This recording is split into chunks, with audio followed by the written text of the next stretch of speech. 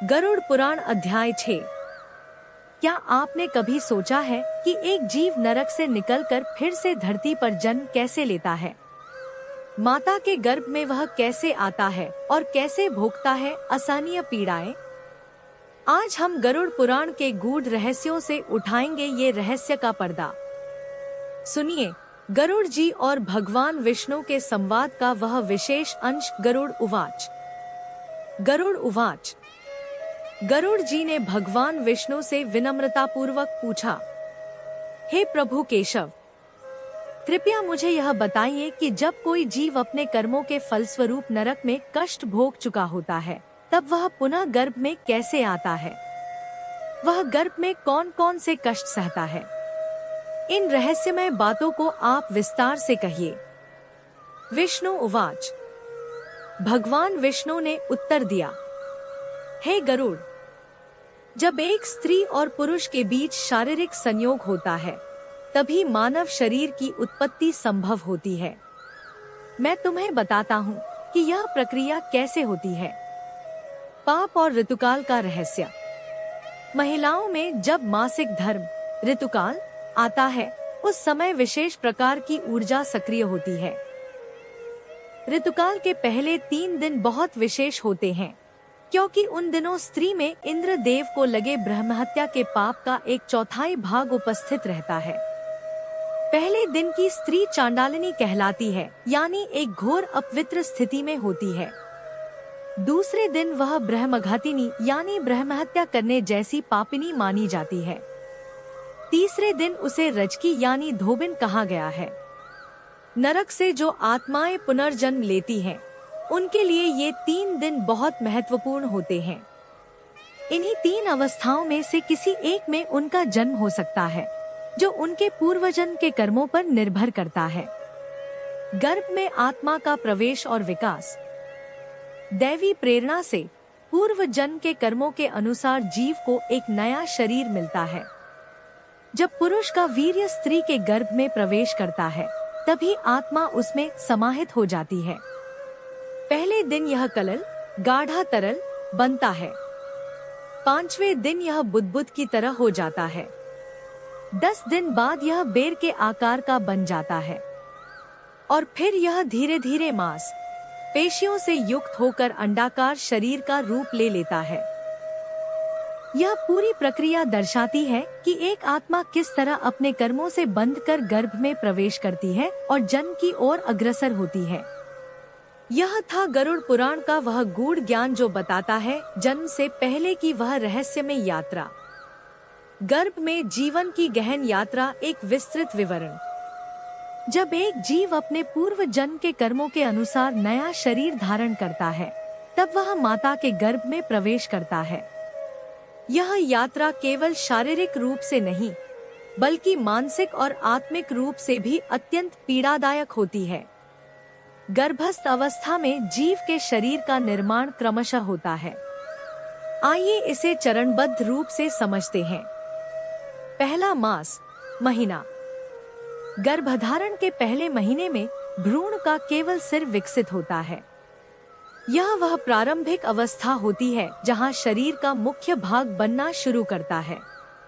जीव अभी बहुत सूक्ष्म होता है, परंतु आत्मा उसके भीतर स्थित होती है। दूसरा मास। दूसरे महीने में बाहें, हाथ, पैर और शरीर के अन्य प्रमुख अंग जैसे पीठ, पेट आदि आकार लेने लगते हैं। शरीर का ढांचा धीरे धीरे स्पष्ट होने लगता है।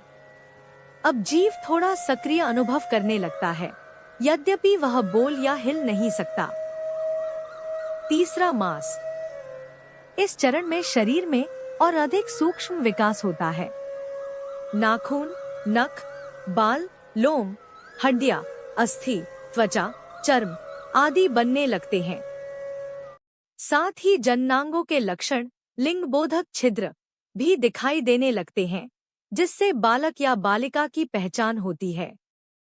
चौथा मास। अब शरीर के अंदरूनी तत्व तैयार होने लगते हैं, जिन्हें सप्त धातुएं कहा गया है। रस शरीर का तरल अंश, रक्त द्रक्त प्रवाह, मांस मांसपेशियां, मेदा चर्बी, अस्थि हड्डियां, मज्जा हड्डियों के भीतर की नसतंतु, शुक्र प्रजनन तत्व। ये सभी धातुएं शरीर को मजबूती देने के लिए आवश्यक होती हैं और अब शरीर धीरे धीरे कार्यक्षम बनने लगता है। पांचवा मास। अब भूख और प्यास की अनुभूति होना शुरू होती है। गर्भस्थ जीव को यह अनुभव होने लगता है कि वह किसी और के ऊपर निर्भर है। उसे अब माँ के खाए पिए पदार्थों से पोषण मिलना शुरू हो चुका होता है। छठा मास।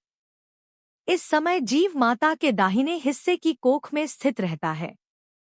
वह जरायु, गर्भ की झिल्ली से चारों ओर से ढका होता है और वहीं पलता है। जीव को जो कुछ भोजन मिलता है वह माता द्वारा खाए गए अन्न पानी से आता है, लेकिन जिस स्थान गर्भाशय में वह रहता है वह एक प्रकार से विष्ठा, मल और मूत्र से भरा दुर्गंधयुक्त गड्ढा होता है। यह एक संकुचित, अंधकारमय और असहज वातावरण है। अत्यंत पीड़ा का समय। गर्भ के इस गंदे वातावरण में अनेक सूक्ष्म कृमि, कीड़े रहते हैं। ये कृमि लगातार उसके नाजुक अंगों को काटते हैं और चुभते हैं।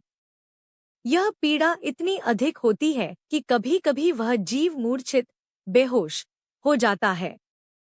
माँ के द्वारा यदि तीखा, खट्टा, गरम, कड़वा, नमकीन या रूखा भोजन किया जाता है तो उसका प्रभाव सीधे जीव के शरीर पर होता है।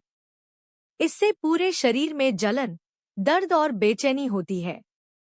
इन सभी यातनाओं के बीच वह जीव जरायु की झिल्ली से लिपटा होता है और माँ की आंतों से ढका हुआ रहता है।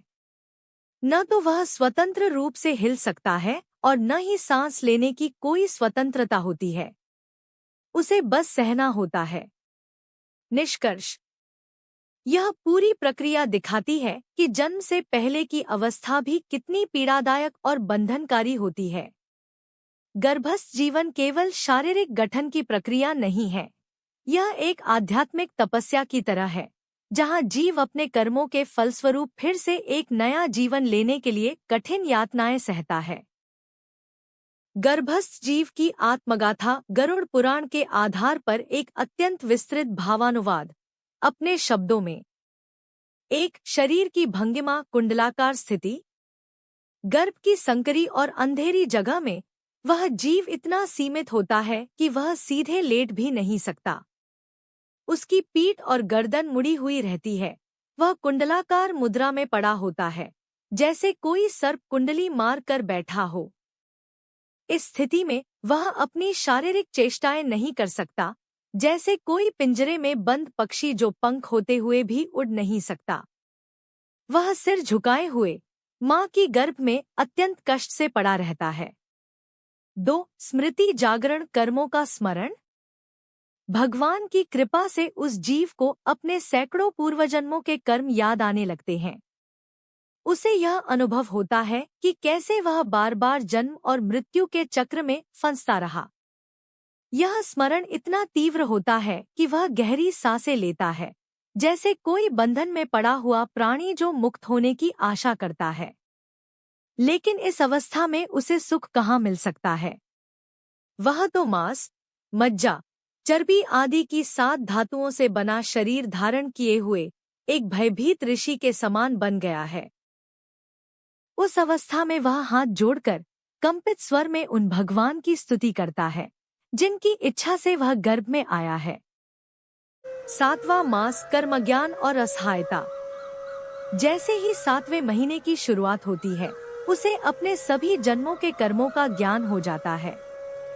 वह समझ जाता है कि कौन कौन से पाप और पुण्य कर्म उसने किए हैं। लेकिन इस ज्ञान के होते हुए भी वह प्रसूति वायु, जन्म की ओर बढ़ने वाली ऊर्जा से इधर-उधर डोलता रहता है। ठीक वैसे ही जैसे विष्ठा, मल में उत्पन्न कोई कीड़ा स्थिर नहीं रह सकता। 4. जीव की करुण पुकार। जीव उवाच। अब वह जीव स्वयं भगवान विष्णु से प्रार्थना करता है। हे लक्ष्मीपति, हे जगत पालक, मैं आपकी शरण में आता हूँ। मैं आपकी माया से मोहित होकर देह को ही मैं मान बैठा, पुत्र पत्नी को मेरा समझा और इस मोह में पड़कर अनेक जन्मों तक उलझा रहा। अपने परिजनों के लिए शुभ और अशुभ कर्म करता रहा, परंतु आज ये सभी संबंधी मुझे छोड़ चुके हैं। अब मैं अकेला इस गर्भ में जल रहा हूँ, अपने ही कर्मों की आग में। हे प्रभु, यदि आप कृपा करें और मुझे इस गर्भ से बाहर निकालें, तो मैं वचन देता हूँ कि आपके चरणों का स्मरण करूंगा और ऐसा मार्ग अपनाऊंगा जिससे मुझे मोक्ष प्राप्त हो सके। निष्कर्ष, यह संपूर्ण वर्णन केवल शारीरिक पीड़ा नहीं, बल्कि आत्मिक संघर्ष का चित्रण है। यह दिखाता है कि जीव को जब आत्मस्मरण होता है, तब उसे अपने कर्मों का पश्चाताप होता है। वह समझ जाता है कि संसार के रिश्ते नाते क्षणिक है और केवल ईश्वर की शरण ही उसका अंतिम सहारा है। यह जीव की अंतर्मुखी प्रार्थना और विवेक की जागृति है, जो गर्भ की सबसे अंधेरी स्थिति में होती है। वहां से वह प्रभु की ओर प्रकाश की कामना करता है। गरुड़ पुराण का गर्भस्थ जीव की पीड़ा और जन्म की घड़ी पर एक जीव की दुर्दशा मलमूत्र के कुएं में जलता हुआ गर्भ में स्थित जीव कहता है, मैं अब इस गंदगी से भरे गर्भाशय में, जो मानो मल और मूत्र का कुआं है, गिरा हुआ हूँ। मेरी देह जठराग्नि, माँ के पेट की पाचन अग्नि में हर पल जल रही है। इस घोर क्लेश से व्याकुल होकर मैं बार बार यह सोचता हूँ, आखिर कब मुझे यहाँ से मुक्ति मिलेगी? कब मैं इस अंधकार और दुभक के गर्त से बाहर आऊंगा? 2 ईश्वर से शरण की याचना, ज्ञान की जागृति। मुझे यह जो विशेष बोध और ज्ञान प्राप्त हुआ है, यह सद्बुद्धि, यह स्मृति, यह आत्मदृष्टि, यह सब किसी साधारण कारण से नहीं मिला, बल्कि उसी दयामय परमात्मा की कृपा से प्राप्त हुआ है। इसलिए मैं उन प्रभु की शरण में जाता हूँ, जो जीवों को जन्म मरण के बंधन से मुक्त कर सकते हैं। 3 आत्मसंघर्ष, बाहर जाना या नहीं। अब जीव के मन में एक आंतरिक द्वंद्व जन्म लेता है। यदि मैं बाहर चला भी गया तो यह निश्चित है कि फिर से वही मोह, वही बंधन, वही पाप कर्म मुझे घेर लेंगे और फिर से मेरी दुर्गति होगी जैसे पूर्व जन्मों में हुई। इसीलिए चाहे गर्भ में मैं कितना भी दुहक झेल रहा हूँ, परंतु यह दुहक भी मुझे भगवान के चरणों में ध्यान लगाने का अवसर देता है। तो क्यों न मैं यहीं रहकर इस पीड़ा को सहते हुए भी मुक्ति का साधन बना लूं, प्रभु के चरणों में स्थिर हो जाओ और कभी दोबारा संसार में न लौटूं। यह विचार उस जीव के भीतर उत्पन्न होने वाले गहरे वैराग्य और बोध का प्रतीक है। 4 श्री भगवान का उत्तर जन्म की प्रक्रिया आरंभ। अब इस गहन चिंतन और भक्ति से स्पंदित जीव के लिए जन्म की घड़ी आ जाती है। 5 कीट कृमियों से उत्पन्न असहनीय वेदना। जैसे एक कृमि दूसरे कृमि को काटता है, वैसे ही उस निर्दोष, ज्ञानशून्य और रुदनशील बच्चे को मच्छर, खटमल, डांस, चींटियां आदि चुपचाप काटते रहते हैं। उसकी कोमल त्वचा पर जलन और खुजली होती है, लेकिन वह उसे व्यक्त नहीं कर सकता। उसकी स्थिति घोर असहायता और असहनीय वेदना से भरी होती है। एक शैशवावस्था, बाल्यकाल, विवशता और दुख की निरंतरता। गर्भ में कष्ट भोगने के बाद जीव जब शिशु रूप में जन्म लेता है, तब भी उसका दुख समाप्त नहीं होता। शैशवावस्था में वह पराधीन रहता है, रो नहीं सकता, मांग नहीं सकता, केवल सह सकता है। उसके चारों ओर के लोग उसके सुख दुख को न समझ पाने के कारण उसे अज्ञानवश पीड़ा देते हैं। 2 पौगंडावस्था, बचपन से किशोर अवस्था, दुख की निरंतरता। शैशव की अवस्था पार करने के बाद जब वह थोड़ा बड़ा होता है, तब भी उसकी पीड़ा समाप्त नहीं होती। बालक को शिक्षा, अनुशासन, सामाजिक दबाव आदि से गुजरना पड़ता है। वह अपनी इच्छाओं को समझने और व्यक्त करने में समर्थ नहीं होता और दूसरों की अपेक्षाओं का बोझ उठाता है। 3 युवावस्था आसुरी संपत्ति का प्रभाव और पतन की शुरुआत।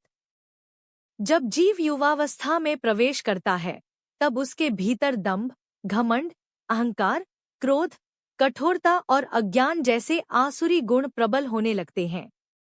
वह दुर्व्यसनों में फंस जाता है, जैसे नशा, वासना, जुआ, झूठे दिखावे। वह नीच संगति अपनाता है और सत्पुरुषों एवं धर्म के मार्ग से द्वेष करने लगता है। उसका मन शास्त्रों को तुच्छ समझता है और वह धार्मिक जीवन को नकारता है। 4 स्त्री रूपी माया के प्रति आकर्षण और इंद्रियों का पतन। युवावस्था में उसकी इंद्रियां संयमहीन हो जाती हैं। जब वह किसी स्त्री की भावभंगिमा, आकर्षण या श्रृंगार को देखता है, तो उसकी इंद्रियां वश में नहीं रहती। वह स्त्री को माया रूपी जाल मानने के बजाय वासना की वस्तु मानकर उसी प्रकार भ्रमित होकर गिरता है, जैसे पतंगा अग्नि में जलने के लिए खुद प्रवेश करता है। 5 प्राणियों का दृष्टांत इंद्रियों की विनाशकारी शक्ति। 5 जीवों का उदाहरण दिया गया है। हिरण शब्द के कारण फंसता है, मृदंग या बांसुरी की धुन। हाथी स्पर्श के कारण फंसता है, मादा हाथी से। पतंगा रूप के कारण जलकर मरता है, दीपक की लौ। भौंरा गंध में फंसकर कमल में बंद हो जाता है। मछली रस, स्वाद के कारण कांटे में फंस जाती है। यदि ये प्राणी सिर्फ एक इंद्रिय में आसक्त होकर मारे जाते हैं, तो मनुष्य जो 5 इंद्रियों से भोग करता है, वह तो निश्चय ही नष्ट होगा। 6 इच्छाओं की असफलता और क्रोध आत्मविनाश का मार्ग। जब कोई मनुष्य अपनी इच्छित वस्तु प्राप्त नहीं कर पाता, तो अज्ञानवश क्रोधित हो उठता है। क्रोध से शोक और मानसिक अस्थिरता उत्पन्न होती है। वह अपने ही जैसे कामी व्यक्तियों से शत्रुता पाल लेता है। यह द्वेष और प्रतिस्पर्धा अंततः उसे बलवान कामियों के हाथों पराजित करवा देती है। ठीक वैसे जैसे एक कमजोर हाथी किसी शक्तिशाली हाथी से मारा जाता है। 7 निष्कर्ष। विषयासक्ति में डूबा मनुष्य सबसे बड़ा पापी।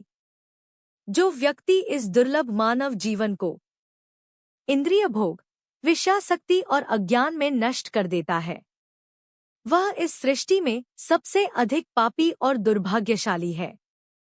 सार संदेश।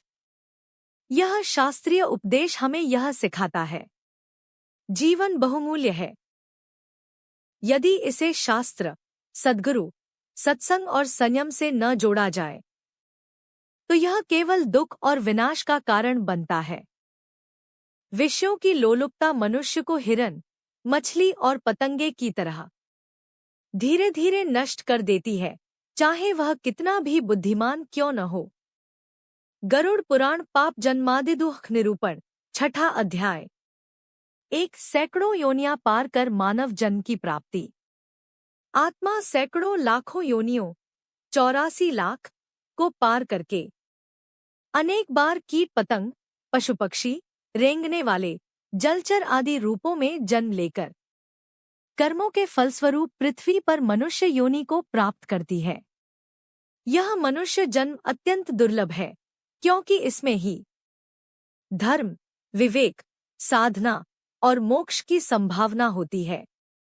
अन्य योनियों में केवल भोग और पीड़ा है, पर मनुष्य योनि में ही ईश्वर को जानने की क्षमता है। 2 मनुष्य योनि से भी दुर्लभ द्विजत्व, श्रेष्ठ जन्म। केवल मनुष्य होना ही पर्याप्त नहीं, बल्कि ब्राह्मणत्व, सत्संग, शास्त्रों का ज्ञान, संयम, संस्कार, ये सभी द्विजत्व कहलाते हैं। द्विज का अर्थ है दूसरी बार जन्म लेना। पहला जन्म शरीर से और दूसरा ज्ञान से, संस्कारों से, दीक्षा से। इस द्विजत्व को प्राप्त करना और भी दुर्लभ है। 3 प्रमाद और विषयासक्ति, अवसर का विनाश।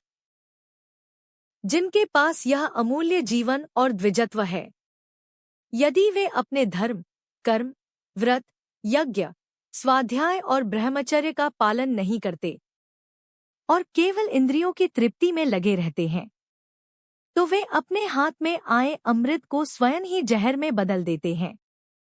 यह प्रमाद, अविवेक और आलस्य ही उनके जीवन को अर्थहीन और विनाशकारी बना देता है।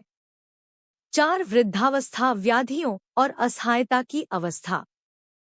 जब जीवन बीत जाता है और वृद्धावस्था आती है, तब शरीर रोगों से जर्जर, इंद्रियां दुर्बल और मन अशांत हो जाता है। यह वह अवस्था होती है जब व्यक्ति कुछ भी सुधार नहीं कर सकता और तब मृत्यु आ जाती है। लेकिन यह मृत्यु मोक्ष का द्वार नहीं बनती, बल्कि पुनः उस जीव को कर्मानुसार नरक में फेंक देती है, जहां वह फिर से भयंकर दुख और यातनाएं भोगता है। 5. माया से मोहित और वैराग्य से वंचित व्यक्ति। ऐसे पापी जीव जो माया के मोह में फंसे रहते हैं, उन्हें न तो वैराग्य आता है, न ही सच्चे धर्म और आत्मा की सूध रहती है। वे जन्म जन्मांतर के कर्मपाशों, कर्म के बंधनों में बंधकर बार बार जन्म मरण के चक्र में घूमते रहते हैं। 6. भगवान विष्णु का निष्कर्ष, गरुड़ से संवाद का समापन। भगवान विष्णु गरुड़ जी से कहते हैं, हे तार्क्ष गरुड़, अब मैंने तुम्हें उन पापियों की गति बताई जो अंत्येष्टि संस्कार से वंचित रहते हैं, जो धर्म मार्ग से विमुख हैं और केवल इंद्रिय सुखों में लगे रहते हैं। अब बताओ, आगे क्या सुनना चाहते हो? अध्याय का समापन, जीवन की शिक्षा। पाप जन्मादि दुख निरूपण अध्याय का सार यही है। मानव जीवन मोक्ष का एकमात्र अवसर है। यदि इसे भी प्रमाद, भोग, आलस्य और अज्ञान में नष्ट कर दिया, तो फिर आत्मा अनेक जन्मों तक नरक, दुहक और अंधकार में भटकती रहती है। जो इस जीवन में धर्म, सत्य, संयम और भक्ति का पथ अपनाता है, वही वास्तव में मनुष्य जीवन की सार्थकता को प्राप्त करता है।